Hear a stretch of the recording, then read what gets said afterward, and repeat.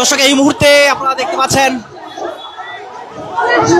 শাহবাগ থানার সামনে গানের আর্তনাদ। যেই সম্প্রীতি যাত্রা প্রোগ্রামটি ছিল, এই প্রোগ্রামে এই অনুষ্ঠানে আপনারা দেখতে পাচ্ছেন আবুল সরকারের মুক্তির দাবি করায় কিন্তু জুলাই মঞ্চের ব্যানারে প্রতিবাদ করছে আপনারা দেখতে পাচ্ছেন ছাত্র জনতা।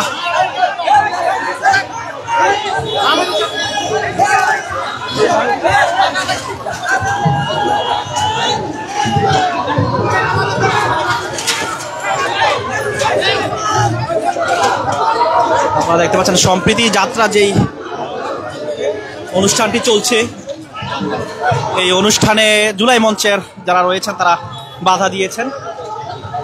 যে ব্যানারটি দেখতে পাচ্ছেন সেই ব্যানারটি কিন্তু ফেলে দেওয়া হয়েছিল। দেখতে পাচ্ছেন যে এই মুহূর্তে আপনারা দেখছেন সরাসরি ঢাকা পোস্টে।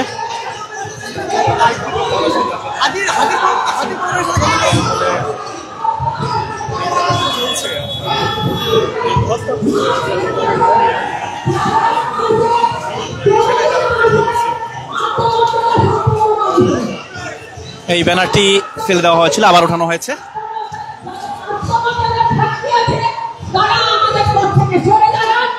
তারা নিজেরাও আমাদের পথে আসুন, ভালো থাকুন, ভালো রাখুন, কিন্তু ভয় দেখানোর নামে আমাদেরকে ছোট ভাবার, হালকা ভাবার করে কিছু নেওয়ার নেই। আমরা অনেক শক্তিশালী এবং সেটার প্রমাণ আমরা বার করে দিয়েছি। একটি বিষয় আমরা আপনাদের জানিয়ে রাখি, এই গানের যে আপনার যে অনুষ্ঠানটি চলছে, এই অনুষ্ঠানের ঠিক মাঝখানে জুলাই মঞ্চের যারা রয়েছেন তারা প্রতিবাদ জানিয়েছেন যে আবুল সরকারের মুক্তির দাবি করতে পারবেন না, আপনারা অনুষ্ঠান করেন, সেই বিষয়টি তারা বলছেন।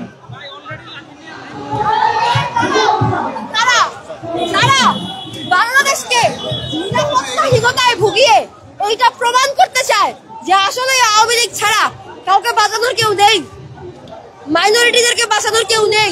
এইটা প্রমাণ করার জন্য ওনারা উঠে পড়ে লেগেছেন। এই কারণে ওনারা ভিন্ন মতকে দমানোর জন্য বারবার এসে হামলা চালাচ্ছে। তাহলে আওয়ামী লীগের দালাল আসলে কারা? নব্য ফ্যাসিস্ট আসলে কারা? আওয়ামী লীগকে ফিরিয়ে আনতে চায় আসলে কারা? এই জুলাই মঞ্চের লোকেরা। দর্শক, আপনারা দেখতে পাচ্ছেন সরাসরি ঢাকা পোস্টে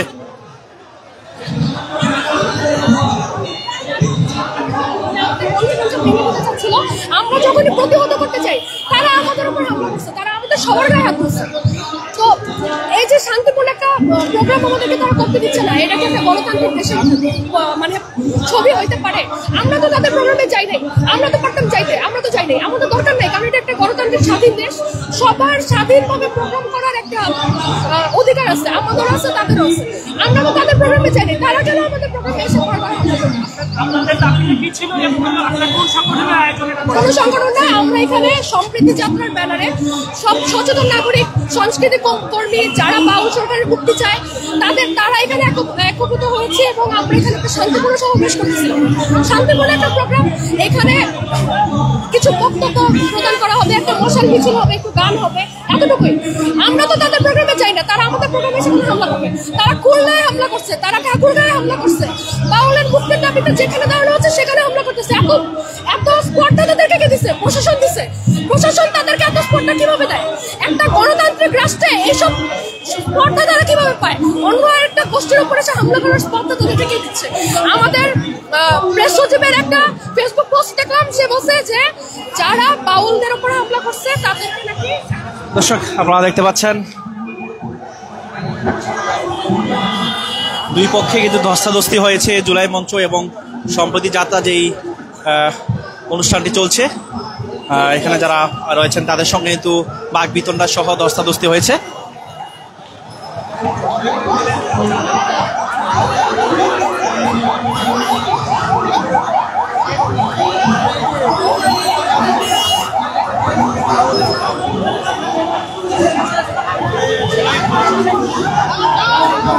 জুলাই মঞ্চে যারা রয়েছেন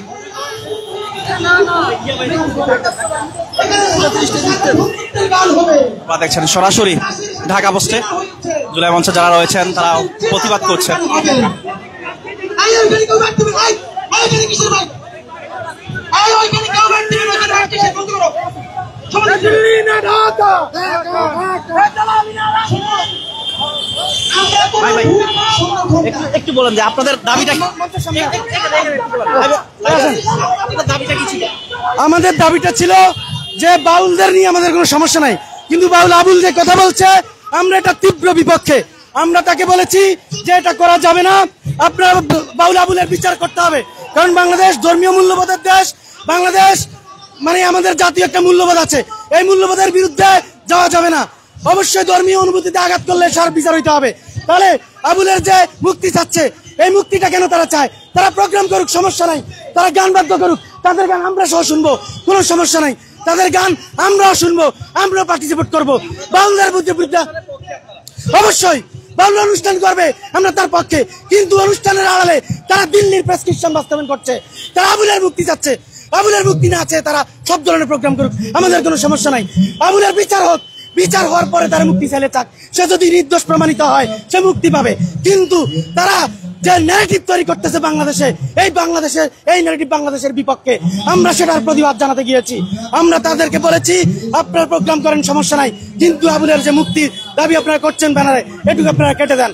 কিন্তু তারা তা না শুনে আমাদের উপর অতর্কিত হামলা করে, আমাদের মাইক ভেঙে ফেলে, রিক্সা ভেঙে ফেলে, ব্যানার ছিঁড়ে ফেলে, আমাদের কতিপয় সহযোদ্ধা আহত হয়েছে। তারা এইগুলো করছে। এই 24-এর বাংলায় এখন পর্যন্ত দিল্লির যে নিয়ন্ত্রণ, সেটা আমরা গত 10 মাস ধরে বলে আসছি। সচিবালয় দিল্লির নিয়ন্ত্রণে, উপদেষ্টা দিল্লির নিয়ন্ত্রণে, সবকিছু দিল্লির নিয়ন্ত্রণে, যার ফলে 24 উত্তর বাংলাদেশে এখন পর্যন্ত দিল্লির প্রেসক্রিপশনে সব চলছে। বাংলাদেশের আপামর জনতাকে আমরা আহ্বান জানাই, আমাদের যুদ্ধ এখনো শেষ হয়নি, যুদ্ধ মাত্র শুরু হয়েছে। 1 বছরের ব্যবধানে বিপ্লবকে তারা বিতর্কিত করে দিয়েছে, জুলাই যোদ্ধাকে গালিতে পরিণত করেছে। এটা অত্যন্ত সুপরিকল্পিতভাবে করে বাংলাদেশের মানুষদেরকে বিভ্রান্ত করে ফেলা হয়েছে। বাংলাদেশের মানুষদেরকে বলবো, আবার ঐক্যবদ্ধ হন, আমাদের যুদ্ধ শেষ হয় নাই। জুলাই মঞ্চ প্রতিরোধ গড়ে যাবে, জুলাই যোদ্ধাদেরকে নিয়ে যে জুলাই মঞ্চ, এটা চিরতরে প্রতিরোধ গড়ে যাবে ইনশাল্লাহ। আমরা নির্বাচনের কথা বলছি না, আমরা ক্ষমতার ভাগাভাগি চাচ্ছি না। বাংলাদেশটাকে স্থিতিশীল, বাংলাদেশটাকে স্বাধীন, বাংলাদেশটাকে আমরা মর্যাদা সম্পন্ন দেশ হিসেবে দেখতে চাই। দর্শক কে কোন জায়গা থেকে আমাদের ভিডিওটি দেখছেন কমেন্ট বক্সে জানাতে পারেন।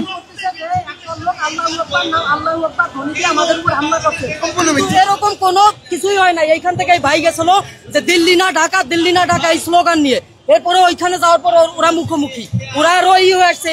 এনারা কয়জন লোক ছিল? ওনারা তো লোকই ছিল না, এনারা 7-8 জন লোক নিয়ে মাইক নিয়ে গেছে। ওরা বামেরা যে কয়জন ছিল ওই বাউলের পক্ষ নিয়ে, ইনারা যে এইটুকুই বলছে যে আপনারা গান সমস্যা নাই, বাউলদের সাথে আমাদের কোনো সমস্যা নাই, সমস্যা আবুল সরকারের মুক্তি চাওয়া যাবে না। এই যে ওদের গায়ে আগুন লেগে গেছে। এরপরে ওরা ব্লেম দিচ্ছে আল্লাহু আকবার নাম নিয়ে এখানে আক্রমণ করছে। আল্লাহু আকবারের কোনো নাম নেওয়া হয় নাই, ওরা উল্টা ব্লেম দিচ্ছে। বাংলাদেশি স্থিতিশীল চায় না, এরা ইসলামের বিপক্ষে কথা বলে, এরা নিরপেক্ষতার কথা বলে, ইসলামের কথা বলে।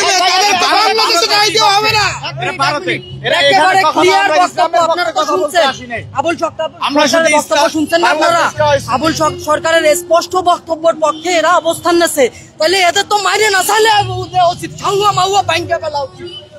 আর আমরা সবাই দাঁড়ায় ঘন্টা ধরে এইভাবে দাঁড়ায় আছি। আবুল সরকারের পক্ষে আমরা প্রকাশ্যে দাঁড়াইছে, প্রকাশ্যে, তার মানে আবুল সরকারের কথা এদের কথা, আর আমরা দাঁড়ায় আছি। ভাই আমরা কি দেখতেছি? ভাই আমার মনে হয় আমরা গোটা মুসলিম যারা বাংলাদেশে আসি, বসবাস করি, তাদের সবাইকে এক হওয়া উচিত।